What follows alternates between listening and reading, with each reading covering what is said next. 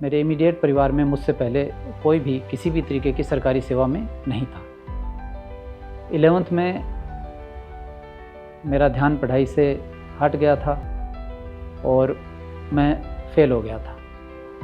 अर्थशास्त्र की कोचिंग बहुत ही मुश्किल है मिलना। जब दिल्ली में ट्राई किया तो एक ही थे जो जनरल स्टडीज़ के लिए इकोनॉमिक्स पढ़ा रहे थे। जब रिज़ल्ट आया तो उस दिन ये लग रहा था कि आज मैं दुनिया का सबसे सौभाग्यशाली व्यक्ति हूँ और मैं टॉप ऑफ द वर्ल्ड।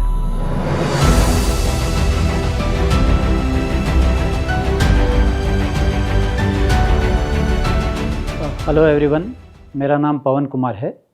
मैं 2009 बैच का उत्तर प्रदेश काडर का आईपीएस अधिकारी हूँ और अभी उत्तर प्रदेश मुख्यालय में डीआईजी साइबर क्राइम के पद पर तैनात हूँ।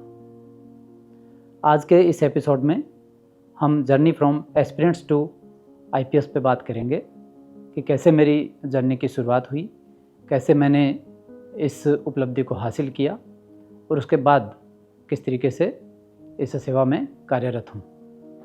मैं राजस्थान के हनुमानगढ़ ज़िले के एक छोटे से गांव भोंपरा का रहने वाला हूँ। बेसिकली मेरा परिवार जो है वो किसान परिवार है। मेरे माता पिता किसान हैं, मम्मी हाउसवाइफ है।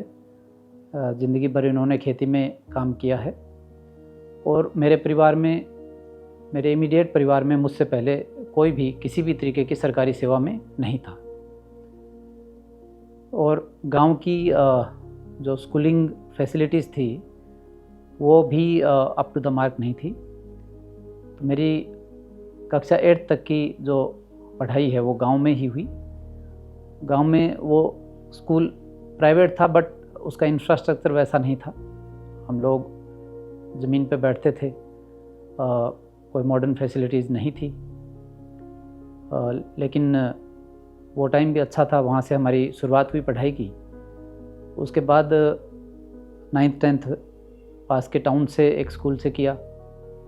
उसके बाद इसी तरीके से एजुकेशन की जो जर्नी है वो आगे बढ़ी, लेकिन जर्नी में उतार चढ़ाव रहे। 11th में मेरा ध्यान पढ़ाई से हट गया था और मैं फेल हो गया था। उसका जो मेन कारण ये था कि शायद मैं जो बनना चाह रहा था और शायद जो विषय मैं पढ़ रहा था उनमें कोई लिंक नहीं था या सिंक्रोनाइजेशन नहीं था।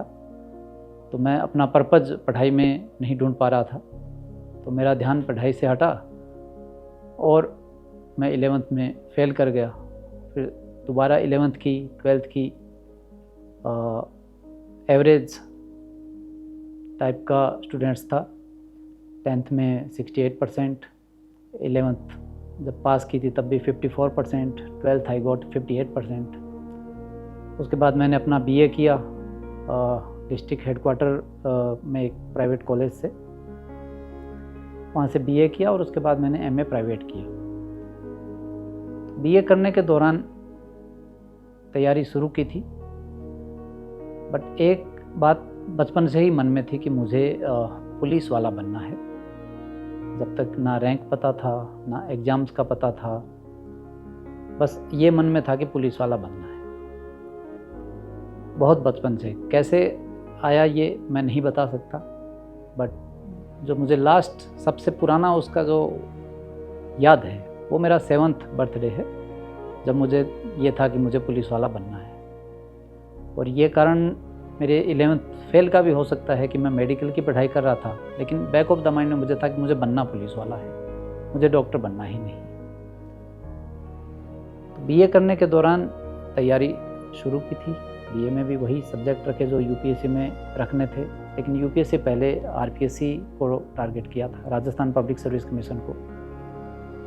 तो मैंने अर्थशास्त्र, इतिहास और इंग्लिश लिटरेचर लेकर अपनी बीए की पढ़ाई पूरी की। बीए के बाद में एमए किया।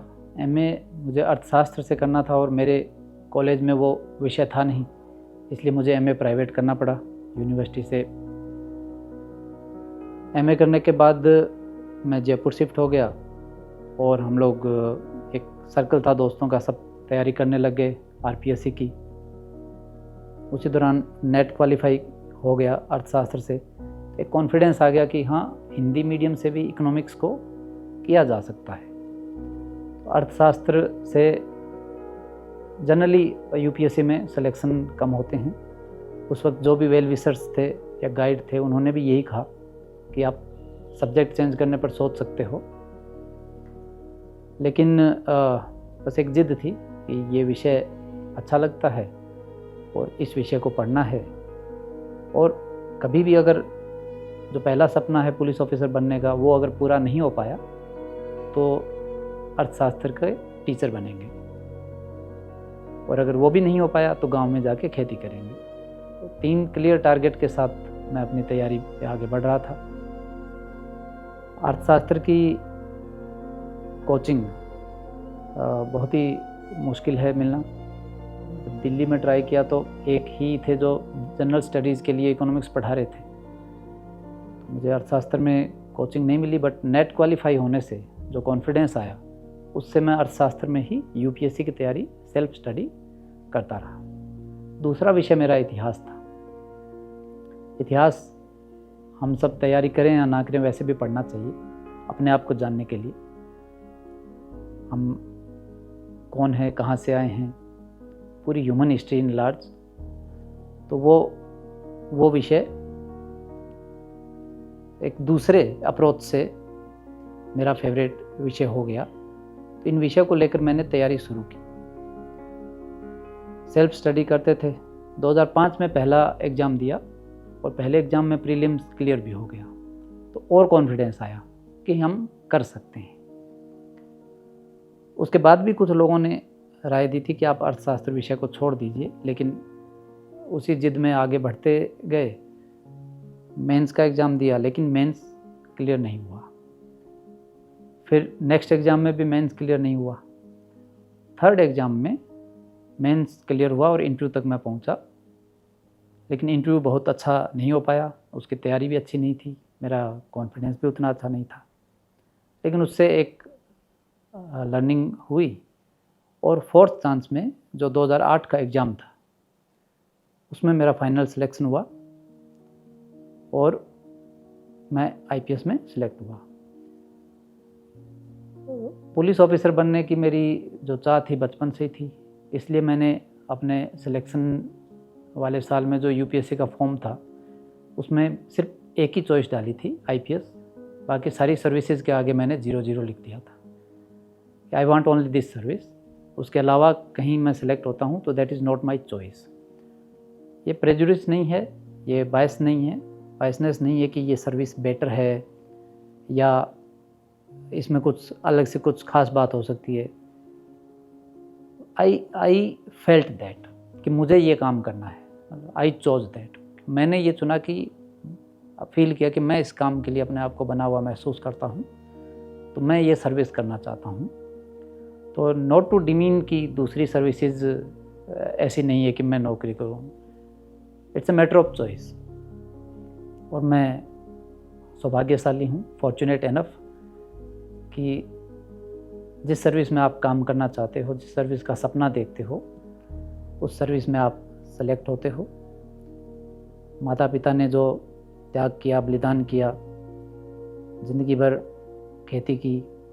हम लोगों को खेती की तरफ बहुत ही कम जा पाते थे, मना करते थे कि पढ़ाई करो, हम लोग देख लेंगे, आप पढ़ाई करो।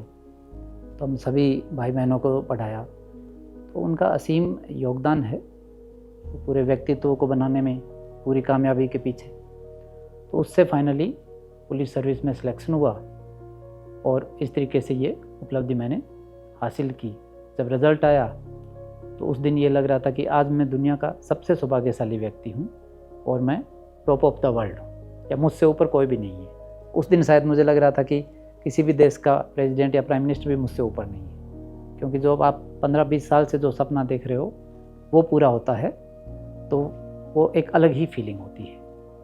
तो ये मेरी एक जर्नी रही है, जिस जर्नी से चल के मैं आईपीएस में सेलेक्ट हुआ।